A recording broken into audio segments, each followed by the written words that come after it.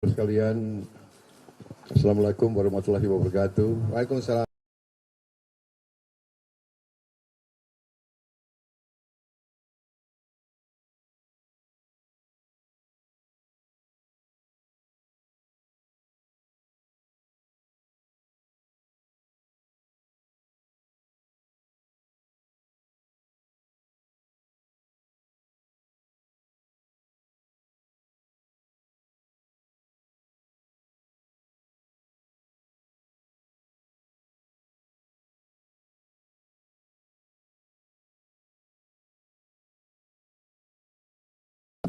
Visi persamaan pandangan dan saya persilakan Mas Budiman untuk. Oh iya. Ya, silakan. Terima kasih teman-teman wartawan sudah nunggu. Saya ini baru pertama ke kantor Kertanegara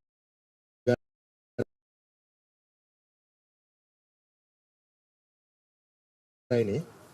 Terakhir saya bertemu Pak Prabowo di Menhan, di kantor Menhan. Waktu itu berbicara tentang teknologi pertahanan. Tapi kali ini saya memang bertemu beliau karena saya merasa bahwa bangsa ini butuh persatuan kaum nasionalis. Butuh saling mendukung. Butuh kebersamaan karena Indonesia 2024 ke sana, Indonesia harus dijaga bareng. Saya mengapresiasi dan merasa bahwa Pak Prabowo itu mewakili satu cara pandang kepemimpinan politik yang cocok dengan saya dalam pengertian satu bangsa yang ingin bangkit di tengah turbulensi karena krisis global, karena perang itu biasanya butuh pemikiran dari dua tipe orang.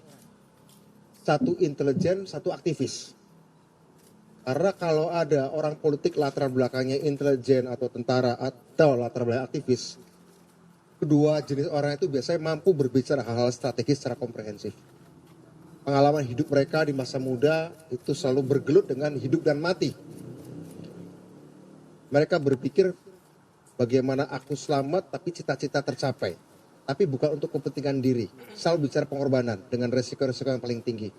Nah ketika kami kemudian, saya mantan aktivis, Pak Prabowo mantan tentara elit gitu ya. Kita pernah berhadapan Pak ya. Kita dulu pernah. ya. Tapi kami meskipun waktu itu di zaman Orde Baru ada di posisi berbeda. Tapi kami mempertaruhkan nyawa dan kehormatan cita-cita. Ketika sekarang sudah demokrasi, ketika sekarang situasi sudah lebih baik bagi bangsa ini untuk saling dewasa membicarakan perbedaan-perbedaan, maka kita mengenang masa lalu sebagai masa lalu dan masa depan bukan untuk kami berdua tapi untuk bangsa. Karena itu saya mengapresiasi, saya mengajak Pak Prabowo, ayo jalan terus, mudah-mudahan kita memberikan dukungan agar orang-orang terbaik bangsa ini seperti Pak Prabowo tidak terus diganduli masa lalu, ya.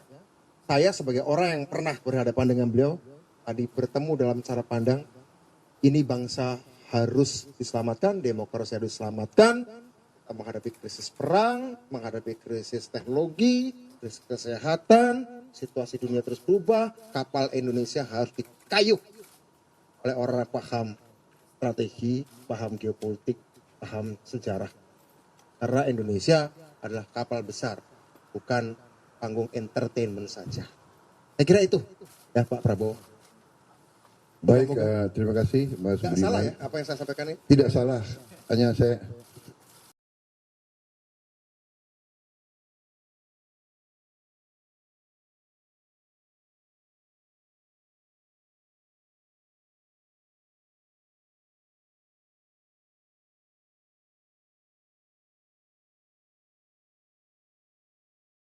sistem. Ternyata kenyataan adalah bahwa kita sebenarnya memiliki cita-cita yang sama. Bahwa Mas Budiman punya cita-cita memperjuangkan kesejahteraan rakyat, keadilan rakyat, kemakmuran bangsa. Dan itu persis juga cita-cita saya dari kecil. Bahwa keadaan dan situasi membuat waktu itu kita berhadapan bukan karena kita ingin berhadapan. Situasi membuat begitu, tetapi alhamdulillah dengan waktu kita dulu juga pernah jumpa sebelum Mas Budiman berangkat ke Inggris. Kita jumpa lagi sesudah berapa tahun ya, dan tetap kita bicaranya adalah kepentingan bangsa dan rakyat. Saya kira demikian. Iya, iya. Ya. Dan saya sangat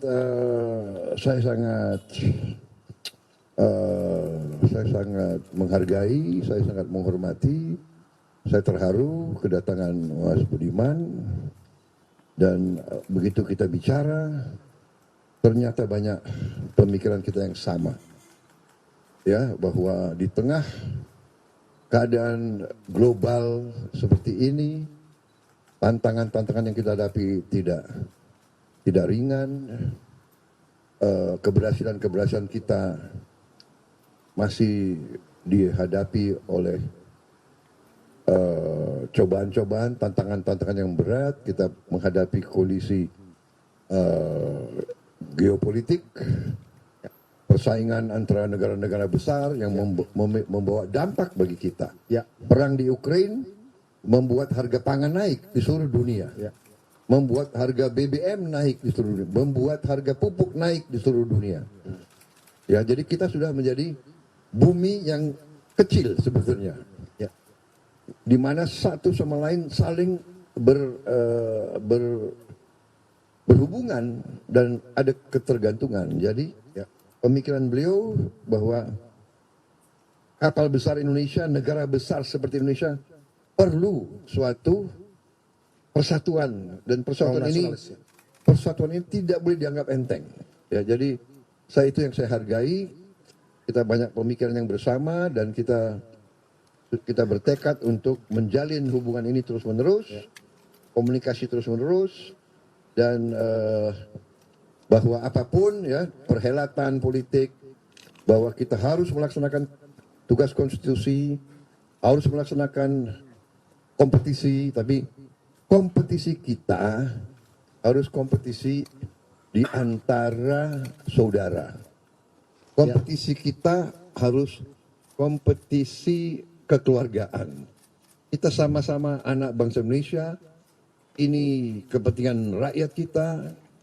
Rakyat kita harus kita jaga masa depannya.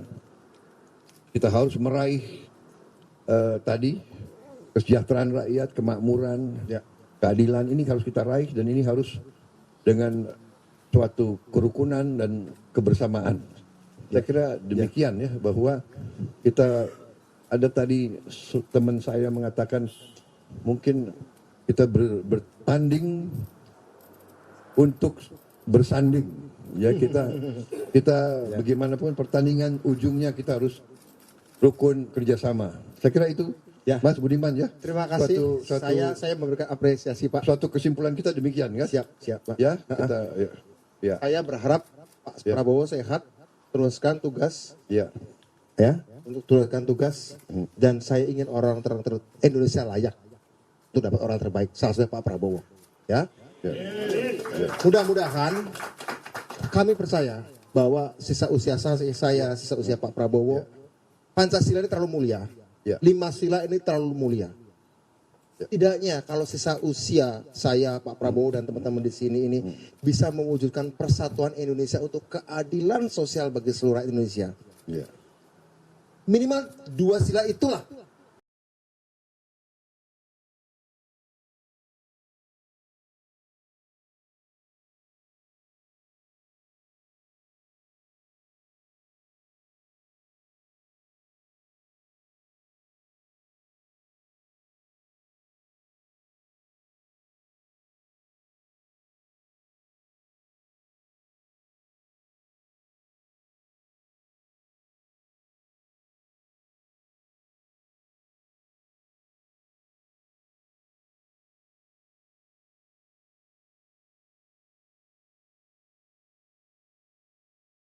Oh, ya, ya.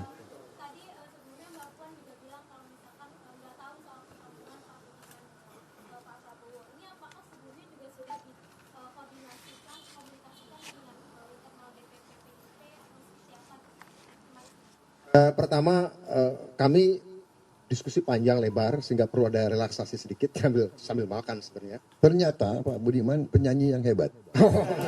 Ternyata. Janganlah, jangan. Jadi apa? Aktivis, ya, ahli debat, ahli pidato. Oh, bukan ahli. Saya Tadi menikmati hidup itu dengan bernyanyi, berdebat, baca dan nulis. Nah, gitu aja. Enggak, oke. Apa pertanyaan tadi? Jadi pemimpin masa depan. pertama saya ingin mengatakan bahwa ini tidak mewakili partai. Ini pribadi. Kebetulan sebelum saya masuk PDI Perjuangan, saya kan punya story dan punya history juga. Ya kan? Sebelum Pak Prabowo jadi ketua umum Gerindra, sebelum jadi baca pres, Ya. kan juga punya story history yang lama. Kami berbicara itu. Kami melampaui soal status-status kami hari ini. Ya, kita bicara kebangsaan, bicara kemanusiaan. Ya. Kita bicara masa depan.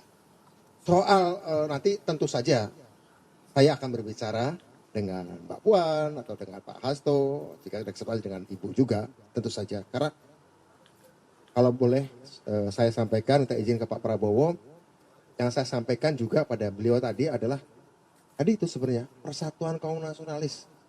Rugi Indonesia kalau kaum nasionalis tidak saling mendukung. Ya, harus ada yang mencairkan. Harus ada yang mencairkan. Saya yang bukan siapa-siapa lah yang mau mewakafkan diri untuk memulai mencairkannya. Justru karena saya bukan siapa-siapa. Saya tidak mewakili partai, saya bukan pejabat publik. Justru karena saya bukan siapa-siapa, saya mewakafkan diri memulai mencairkan itu. Mudah-mudahan setelah ini cair. Mau dianggap benar atau salah, sudah biasa. Saya dulu juga suka dianggap salah, tapi ujungnya kan ada benarnya juga kadang-kadang. Ya. Anda boleh nggak percaya sama saya.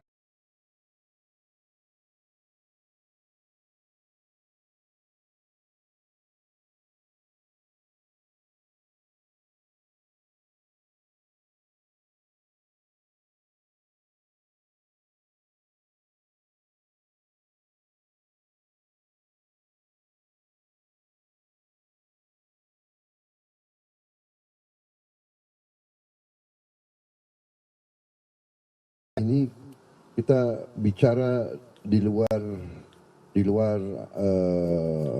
partai. Kita sebagai dua Ya.